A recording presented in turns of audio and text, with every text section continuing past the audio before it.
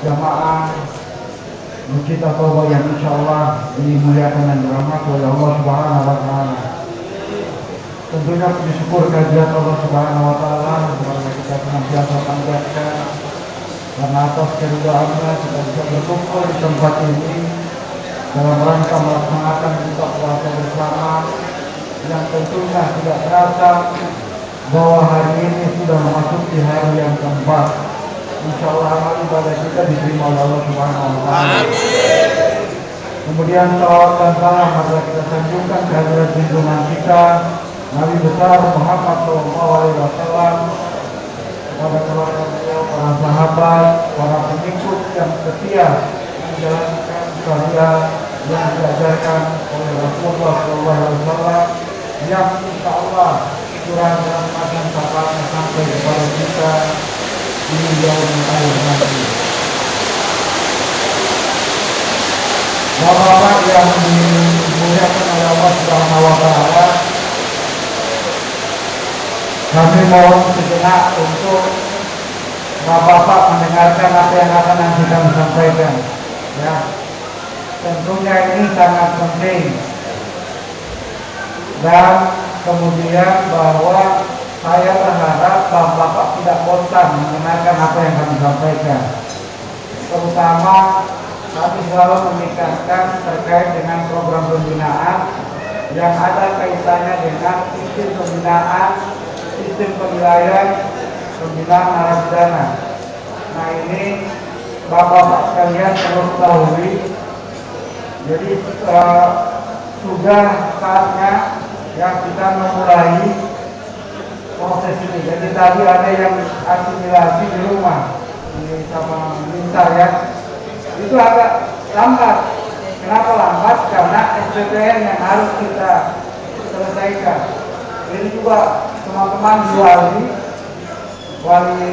pas ya, ini juga harus menyelesaikan SPPN di dalam 3 bulan terakhir ini dalam rangka untuk pemberian remisi. Nah harapan kami apa yang kami jelaskan kemarin itu bisa dipahami oleh Bapak.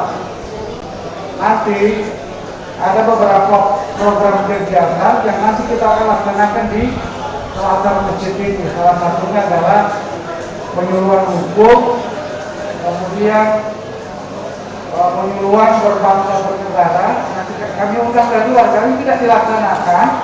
Yang nilainya bapak-bapak tidak ada nanti di sana. Jadi nanti kalau misalnya ada kegiatan itu minimal 1 bulan 1 kali kegiatannya.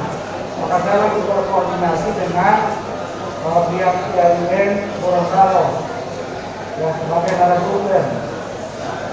Kemudian dari beberapa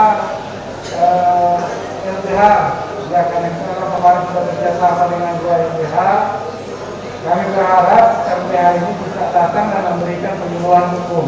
Walaupun itu tidak lama bapak ya kita ikuti dulu. Kami sampaikan ini karena terkait dengan penilaian nanti. Tadi saya kumpul juga Pak Wali saya kumpul di ruang rapat. Saya jelaskan lagi seperti ini. Jadi tidak boleh keluar. Nah, sampai kemarin saya di telepon dari pusat ditanya Pak, posisi lapas Gorontalo itu punya perpustakaan tidak? Ini pertanyaan dari sana. Karena ada beberapa nilai dari warga binaan itu memiliki rating terbawah di perpustakaan.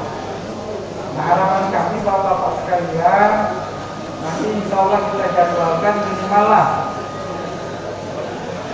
4 kali ya bapak-bapak datang di sini baca buku pinjam berarti 15 menit. Nah bapak-bapak baca di luar artinya tidak terjadwal waktunya kapan bapak datang ya berarti dalam 1 bulan itu bapak datang di sini pegang buku catat baca Pak. Baca 2 baris saja sampai 3 ini sudah tidak apa-apa. Tidak ada masalah. Yang penting bapak sudah bisa membaca. Karena ada penilaian kecerdasan intelektual. Yang satu itemnya itu adalah membaca buku di perpustakaan. Karena saya minta tolong sama Akang ya, tolong dibuatkan aksi yang digitalnya juga. yang baca buku. Jadi tidak terbatas waktunya. Bapak mau datang pagi, siang, ya, boleh datang ke sini. Nanti ada juga pendapatan manual. Ya. Nah ini akan dijadikan dasar oleh para walikat di dalam memberikan penilaian. Nanti mereka kita akan berikan link untuk bergabung di aplikasi simpatis ya. Harapannya bapak-bapak bisa berbenah diri untuk dalam kondisi yang baru. Jadi kita memudahkan beradaptasi lagi dengan proses seminar yang dilaksanakan di Lampung. Ini bapak-bapak paham ini benar ini. Ya, jadi saya bilang paham ya, hampir saya tiap hari saya sampaikan biar bapak bisa ini. Jadi bapak mau dengar, tidak mau dengar, kita sampaikan. Nanti kalau nilainya di bawah tidak dapat hati, jangan diprotes. Berarti bapak sendiri yang minta, ya kita kan, ya. Jadi kalau Pak, begitu juga yang mengambil karena ada penilaian itu. Kita harus yang jelaskan.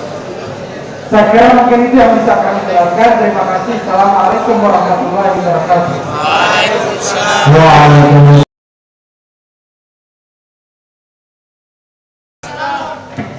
Bismillahirrahmanirrahim. Innal hamdalillah wa nasta'inu wa nastaghfiruhu wa na'udzu billahi min shururi anfusina wa min sayyi'ati a'malina may yahdihillahu fala mudilla lahu wa may yudlil fala hadiya lahu. Asyhadu an la ilaha illallah wa asyhadu anna Muhammadan abduhu wa rasuluh. Amma ba'd.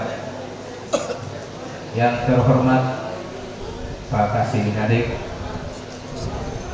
yang terhormat Pak Ustadz penceramah, Pak Ustadz Harith Hako, yang kami hormati Ketua Hadar Masjid serta jamaah Masjid At-Taubah yang dirahmati Allah. Baiklah, pertama-tama kita panjatkan puji syukur kepada Allah Subhanahu wa taala atas izin dan kuasanya kita masih berkumpul di tempat ini, masih bisa menjalankan puasa Ramadan yang tepat. Salawat dan salam kita aturkan kepada junjungan kita Nabi besar Muhammad SAW yang telah mengajarkan kepada kita hukum halal haram dari Sang Pencipta. Jamaah Masjid At-Taubah yang dirahmati oleh Allah, izinkan saya menyampaikan kultum singkat dengan tema amalan di bulan suci Ramadan sesuai dengan tuntunan Rasulullah SAW. Pertama-tama, amalan ibadah Rasulullah itu dibagi menjadi 3 waktu. Jadi dibagi menjadi 3 waktu. Yang pertama adalah ibadah malam. Ibadah malam terbentang dari waktu setelah Isya sampai dengan sahar, waktu sahar. Yang kedua adalah waktu sahar 30 menit sebelum fajar. Jadi waktu sahar 30 menit sebelum fajar. Yang ketiga adalah waktu siang, ibadah siang terbentang dari waktu fajar sampai dengan maghrib menjelang isya. Jadi pertama adalah ibadah malam. Ibadah malam yang terbentang waktu dari setelah isya sampai dengan waktu sahar. Itu ada beberapa ibadah yang dilaksanakan oleh Rasulullah SAW. Yang pertama adalah sholat, yang kedua adalah interaksi dengan Al-Quran, yang ketiga adalah zikir. Nah, sholat malam, Nabi mengatakan sholat malam itu adalah qiyamul lail. Jadi qiyamul lail, sholat malam itu qiyam. Jadi ada 2. Jadi dilaksanakan sesudah isya sebelum tidur dinamakan qiyamul lail. Jika dilaksanakan sesudah tidur namanya tahajud. Jadi kalau teman-teman ingin melaksanakan qiyamul lail, jika datang ke masjid ketemu dengan imam sementara sudah melaksanakan sholat tarawih, maka untuk melaksanakan qiyamul ini, sholat malam ini, kita harus sholat isya dulu baru melaksanakan sholat tarawih. Yang kedua adalah interaksi dengan Al-Quran. Nah, interaksi dengan Al-Quran ini adalah kita membaca Al-Quran, terus mengkaji tafsiran. Yang ketiga adalah menghafal. Jadi 3 itu. Selanjutnya yang ketiga adalah zikir. Zikir, kita perbanyak zikir pada malam hari dan perbanyak istighfar kepada Allah. Terus yang kedua, waktu kedua adalah waktu sahar. Waktu sahar itu terbentang jadi 30 menit sebelum sahur, sebelum fajar. 30 menit sebelum fajar, Nabi menganjurkan agar kita untuk waktu itu kita makan sahur. Jadi makan sahur itu kita laksanakan 30 menit sebelum fajar. Jadi kalau teman-teman makan sahur jam 2 malam, berarti itu bukan makan sahur, tapi makan malam. Jadi tidak dapat berkah sahur itu, berkah sahur tidak dapat. Jadi makan sahur itu alangkah baiknya dimakan 30 menit sebelum fajar agar kita dapat berkah makan sahur itu kita dapat. Yang kedua, di waktu sahur itu kita melaksanakan perbanyak istighfar. Jadi seperti hadis Nabi bahwa mengatakan bahwa Allah itu akan turun ke langit dunia dan akan mengatakan siapa yang meminta permintaan kepadanya maka akan diberikan, siapa yang memohon doa akan dikabulkan, siapa yang memohon ampunan akan diampuni. Itu hadis Nabi. Jadi ketika waktu sahar perbanyaklah untuk istighfar. Selanjutnya untuk waktu siang terbentang dari fajar sampai dengan maghrib menjelang isya, ada beberapa ibadah. Pertama sholat itu adalah sholat fardu, dari sholat fardu. Kemudian sholat rawatib 12 rakaat. Ada hadis yang mengatakan 12 rakaat, ada juga 10 rakaat. Jadi yang 12 rakaat itu 4 rakaat sebelum zuhur, 2 rakaat sesudah zuhur, 2 rakaat sesudah maghrib, 2 rakaat sesudah isya, dan 2 rakaat sebelum subuh. Itu sholat rawatib. Jadi kalau yang kedua adalah sholat sunat mutlak. Sholat mutlak itu ada sholat sunat duha, ada sholat wudu, ada sholat tahiyat masjid, ada sholat 4 rakaat sebelum asar, 2 rakaat sebelum isya. Itu sholat mutlak. Demikian untuk sementara. Terima kasih atas kesempatan yang diberikan. Wassalamualaikum.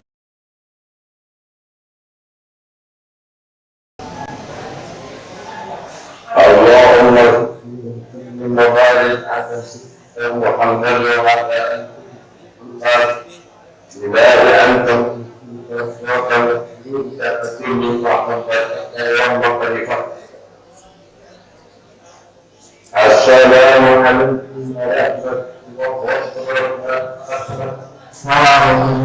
warahmatullahi wabarakatuh. Subhanallah.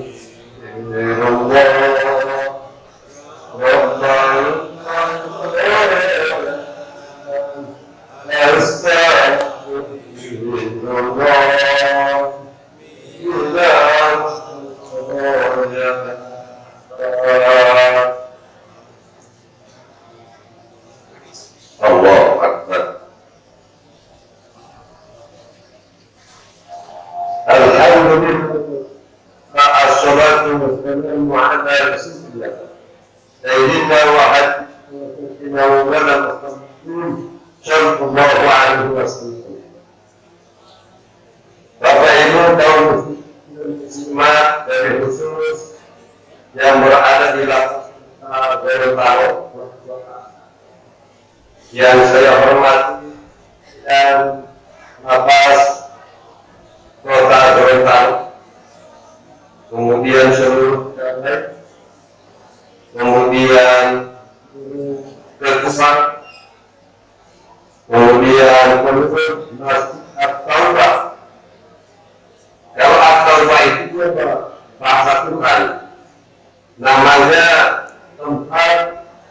manusia membersihkan kita dari berbagai macam dosa yang pernah dia buat. Itulah yang dimaksud dengan masjid at-taubah. Makanya lapas ini Bapak. Kenapa dia namakan masjid ini menjadi masjid at-taubah?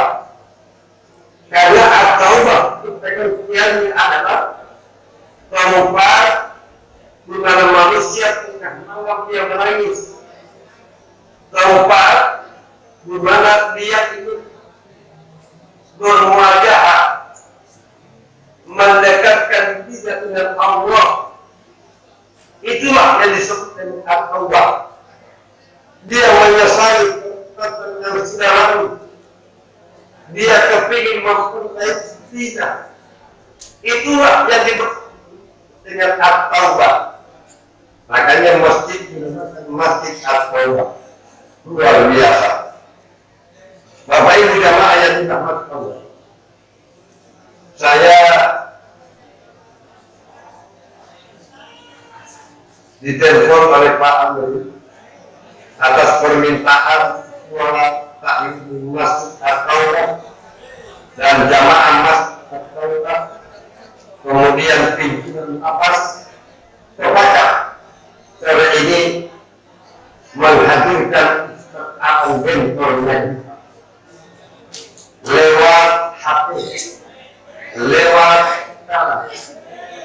Namun walaupun lewat begini, namun apa yang kita lakukan insya Allah akan tercapai dan mudah-mudahan kita akan terhubung sejak kiamat. Amin. Ada 40 dan sudah dapat. Yang pertama orang yang suka baca Quran. Yang kedua orang yang selalu menjaga Islamnya. Kemudian yang ketiga wa mu'imiduhan, orang yang suka pergi makan. Kemudian yang keempat as-sawmu fi Ramadan, berpuasa di bulan Ramadan. Keempat-empatnya ini kata Nabi golongan yang kita ke surga.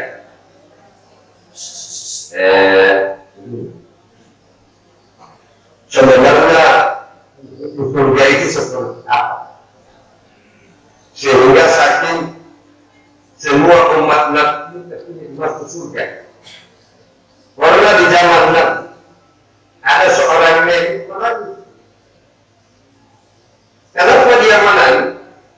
Karena Rasulullah bilang bahwa penghulu surga tidak ada yang ingin. Jadi Nabi bilang nenek tadi ini tidak ada di surga. Akhirnya si nenek menangis. Ketika dia menangis, maka Nabi nenek, kenapa si nenek menangis? Bagaimana Rasulullah bilang itu orang ini tidak ada di surga. Nabi bilang begini, bukan begitu nenek. Ini nenek ini kalau masuk surga, maka Allah akan membuat dia sama dengan gadis yang umurnya rata-rata 32 tahun. Jadi penghuni surga Nabi bilang umur sama-sama perempuan, jadi umur 32 tahun sama rata. Jadi nenek yang tadi itu kalau dia masuk surga, maka dia akan jadi hari-hari. Jadi lagi. Kalau dia punya umur berapa? 32 tahun. Kemudian laki-laki dan laki itu umurnya berapa? Sekitar 35 tahun.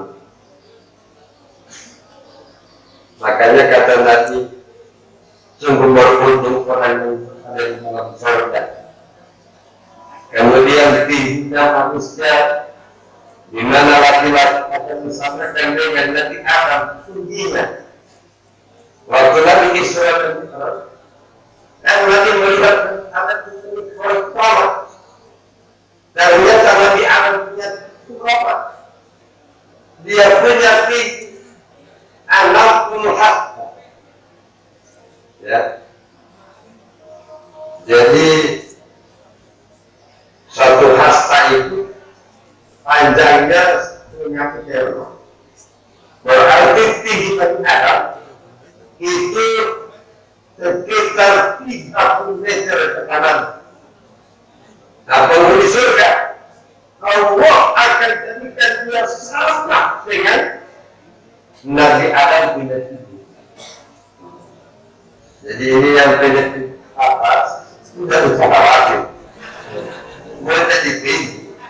Asal banyak amal, baru banyak sholat, banyak mengaji, banyak berbuat amal baik, saling menghormati antara satu dengan yang lain, teman dengan teman, sahabat dengan sahabat, maka dia masuk surga.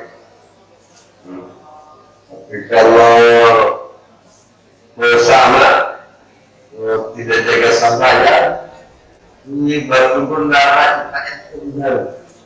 Kalau saya berdoa, saya dan kita semua tanpa cari kecuali penghuni yang ada di atas, bapak ibu yang ada di luar, sahabat kita semua masuk surga dan yang berkiamat. Kalau perempuan itu tingginya sama dengan tingginya Siti Hawa. Kalau Siti Hawa itu kan 28 tingginya. Kalau lebarnya kita 3 meter setengah. Nah itu penghuni surga. Makanya sahabat bertanya kepada Nabi, ya Rasul, apakah di dalam surga itu ada WC?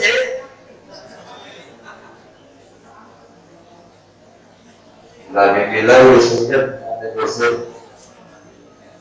Jadi penghuni surga itu kan makan, minum. Kemudian penghuni surga tidak ada lagi yang sholat di surga, tidak ada. Di dalam surga tidak ada yang puasa, tidak ada. Karena di sana tinggal puasa. Puasa ini hanya berlaku dunia. Sholat ini hanya berlaku dunia. Beramal berzakat hanya di dunia. Tapi ketika kita sudah berada di dalam surga, tidak ada lagi orang yang sholat, tidak ada lagi orang yang puasa, tidak ada orang yang haji. Misalnya itu hanya tinggi menerima kebaikan. Maka saya kata lagi, di dalam surga tidak ada WC. Lalu bagaimana ketika buang hajat? Nabi bilang, di surga itu dia akan keluar sendiri, keluar pun. Jadi keluar itu apa? Baunya sama dengan bau kasturi, bau sekali. Memang penghuni luar biasa bersih. Jadi tidak ada yang memasak, karena hanya tidak. Dan apa yang dia maksudkan, kemudian ini ada pemasukan kepuasan. Makanya kenapa orang tetap kita puasa? Kuncinya sulit. Ya ayuhan al-mu'minun yang karena yaquluna 'alal ladzina yuqadirukum la'allakum tattaqun. Hai orang-orang itu berpuasa tadi bagaimana puasa apalagi umat-umat terdahulu. Agar apa? Kamu menjadi orang yang berhati. Nah, bahwa yang berhati tidak dari maksudkan mereka ini beroleh bahwa sejujurnya manusia sudah dalam alif dua istilah surganya.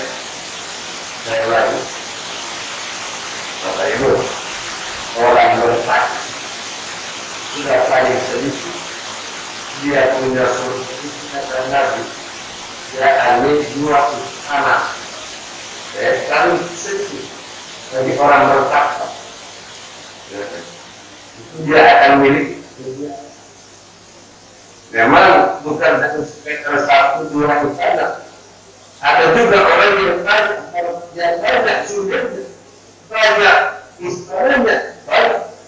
Contoh, kalau ada orang yang mereka semua urusan dan menjadi luar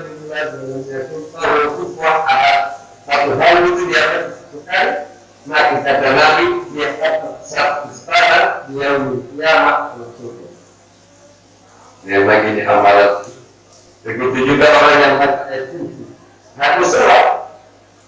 Assalamualaikum warahmatullahi wabarakatuh. Bismillahirrahmanirrahim. Allahu la ilaha illallah dan seterusnya. Dia pun dapat istana di dalam surga. Belum lagi yang membangun masjid.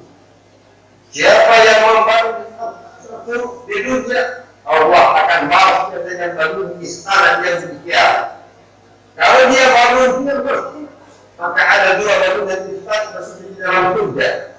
Semakin banyak masjid yang dia bantu, semakin banyak surga yang dia berikan. Memang surga ini dan sebagainya. Ya, tapi dulu setengah muda dan disediakan oleh Allah, orang-orang hanya kita Allah. Harus mereka puas atau mereka kontak. Jadi insya Allah harus ini puasa. Kalau jangan puasa 3 hari, karena ada yang berkata puasa 3 hari itu puasa apa? Dulu nemok. Kalau puasa 3 hari, obatnya tergakan. La ilaha illallah. Ayo mari kita berdoa. Allah semua amal kita. Amin. Billahi taufiq wal hidayah. Wassalamualaikum warahmatullahi wabarakatuh.